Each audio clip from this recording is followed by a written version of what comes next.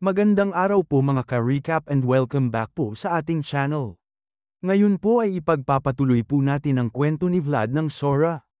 Nagpaulan na nga ng mga bana ang mga barbarian sa grupo na sinamahan nila ni Vlad. Binubuo sila ng mga binayarang mersenaryo para bantayan ang mga mangangalakal na naghahanap sa kabayo. Nahihirapan sila dahil tuloy-tuloy ang pag-ulan ng mga pana sa kanila. Sila naman ni Vlad ay nagtago bilga sa likod ng mga kagamitan. Sinabi ni Lamond na ito nga ang kanyang inaasahan sa mga pangkat ng barbarian. Uunahin nilang atakihin ang mga mersenaryo. Ang mga mangangalakal ay nandito sa likod kasama nila kaya mas may oras sila. Nagtataka din si Vlad kung bakit nandirito ang mga barbarian gayong naninirahan naman ang mga ito sa hilagang border ng Sora. Tama nga at nagtataka din si Lamond. Hindi pa niya nakikita na lumagpas ang mga ito sa kanilang teritoryo. Akala pa naman niya ay magkakaroon sila ng tahimik na biyahe. Inutusan niya si Geodie na lagyan ng saddle ang kabayo. Sinabi ni Geodie na ang kabayong ito ay para lang magbuhat ng mga bagahe. Pero sinabi ni Lamond na mas mabuti na ito kaysa tumakbo sila sa sarili nilang mga paa. Kailangan nila ng kabayo kung haharapin nila ang mga barbarian. Sinasabi na ang mga barbarian ay pinanganak sa taas ng mga kabayo. Magagaling silang lahat sumakay at gumamit nito. Pero maliban sa kanilang malalakas na mga mandirigma, hindi nila kayang harapin ang mga kabalyero na katulad nila. Sinabihan niya si Vlad, tandaan daw nito na sa tuwing kalaban niya ang mga barbarian, unahin daw nitong pigilan ang kanilang mobility. Bigla naman sumigaw ang tila pinuno ng mga barbarian. Wala daw siyang balak na patayin ang mga tao katulad nila. Hahayaan daw nila silang makadaan kung magbabayad sila. Tila nalito naman ang mga mersenaryo. Totoo daw bang hahayaan lang sila ng mga ito? Sumigaw naman ang isang mangangalakal na papayaf siya. Magbabayad sila sabihin lang nila kung magkano. Pero napakalamig na sinabi ng barbarian na lahat ay kukunin nila maliban sa kanilang buhay.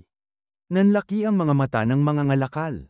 Dagdag pa ng barbarian, kung susubukan daw nilang magtago ng kanilang gamit, ay ito ang kanilang magiging bayad para tumawid sa kabilang buhay. Sa isip naman ng mga ngalakal ay walang pag-asa ang kanilang kaligtasan lalo na at mersenaryo lamang ang kanilang binayaran. Hindi niya inaasahan na makakasalubong nila ang mga barbarian sa teritoryo ng Bayzid.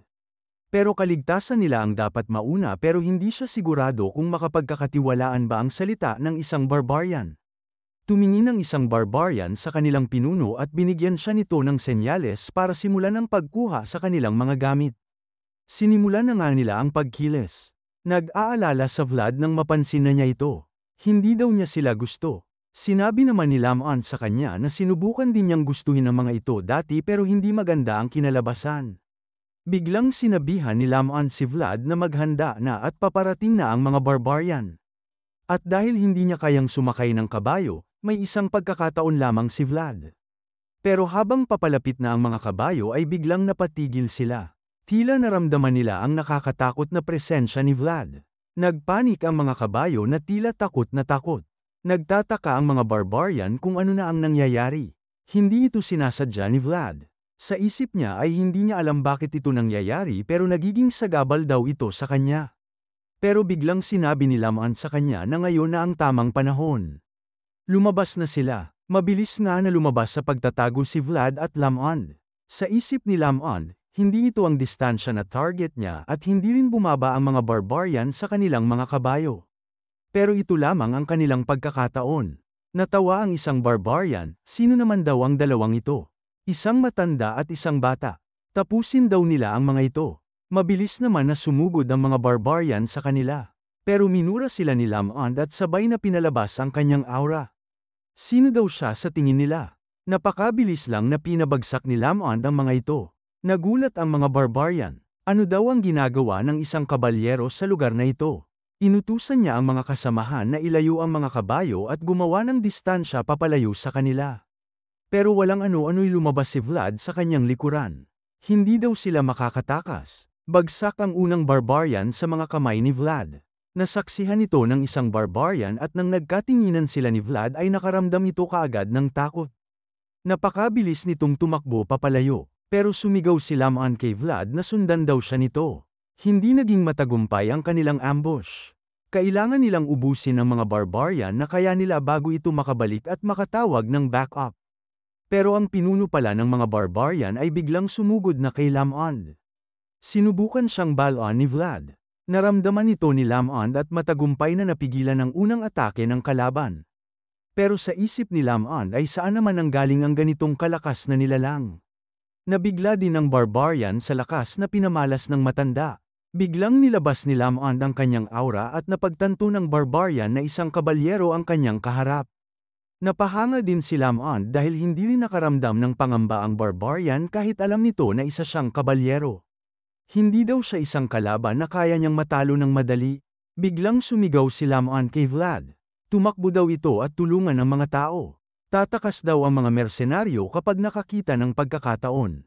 Nag-alinlangan pa si Vlad dahil balak niyang tulungan si Lamond. Pero sinabi ni Lamond sa kanya na wala siyang maitutulong dito kung wala naman siyang kabayo. Agad na sumunod si Vlad sa utos ng matanda. Sumalubong naman kaagad kay Vlad ang isang barbarian at tinangka siya nitong tagain. Nasangga ito ni Vlad pero ramdam niya ang bigat ng atake dahil sa bilis ng takbo ng kabayo. Pero sinabihan siya ng boses na kumalma at patatagin ang kanyang pundasyon. Sa isip ni Vlad ay kung sana ay nakakasakay lang siya ng kabayo. At nang sinabi niya yun ay nakaramdam siya ng kakaibang presensya. Nagtataka naman ang ibang barbarian kung sino itong paparating na dumadagundong. May tumawag daw ba ng tulong sa karatig na lugar? Pero parang isang tao lamang ito. At isang kabayo lang ang kanilang naaaninag. Tila pamilyar si Vlad sa tunog ng dagundong na ito. Biglang nakilala ng mga barbarian ang kabayong ito. Ang kabayong ito ang anak ng pastol na kabayo. Abangan ang muling pagtatagpo ni Vlad at ng misteryosong kabayong ito sa susunod na kabanata. Maraming salamat po sa panunood at sana po ay nagustuhan ninyo. Please like our videos po and also subscribe to our channel. See you soon. Bye!